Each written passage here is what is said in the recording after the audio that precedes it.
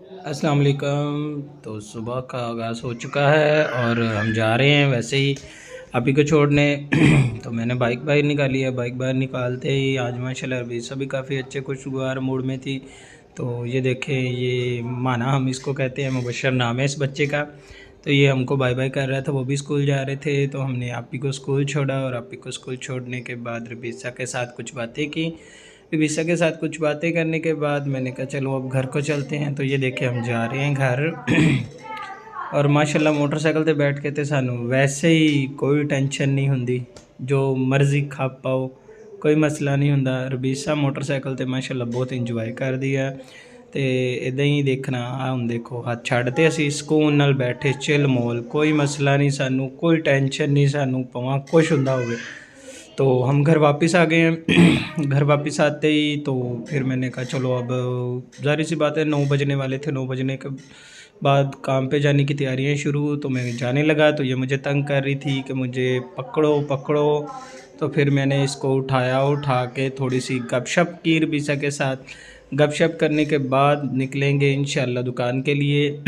तो दुकान पे जाते हुए तो वही सेम, कोई टेंशन नहीं। वैसा ही अब जब मैं दुकान पे आया तो ये रफ़ाकत लोग अपनी मशीन की सफाई कर रहे थे। जब से ईद गई है इलेक्शंस के बाद अब अच्छे तरीके से सफाई कर रहे हैं। वो बैठे हैं उस्ताद जी, वो जा रहे हैं अपने काम के लिए। तो हमने मंगवा ली चाय। चाय पियेंगे। चाय पीने के बाद मैं जाना था, मैंने एक ऑर्डर को एमएनपी करवाना था, वो एमएनपी करवाया है।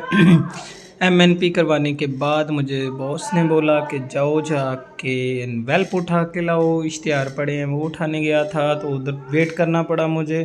और रास्ते में मुझे ये कुक्कड़ और कुकड़ी नज़र आ गए। मैंने कहा चलो ये भी आप लोगों के साथ शेयर कर लेते हैं। और ये चीज़ बताओ गाइस, ये क्या है? आप लोगों को अगर पता है तो ये भी कमेंट में बताओ, क्योंकि ये आजकल बहुत रेयर हो गई हैं, बहुत कम मिलती हैं। तो उधर से मैंने सामान उठाया, सामान उठा के वापसी।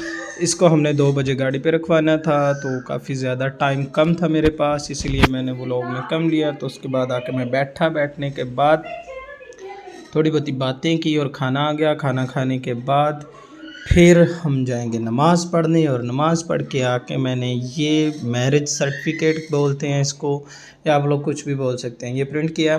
प्रिंट करने के बाद मेरे उस्ताद जी आ गए थे, उनके बाइक की नंबर प्लेट प्रिंट करनी थी। ये देखें, ये है, ये देखें कितनी अच्छी लग रही है।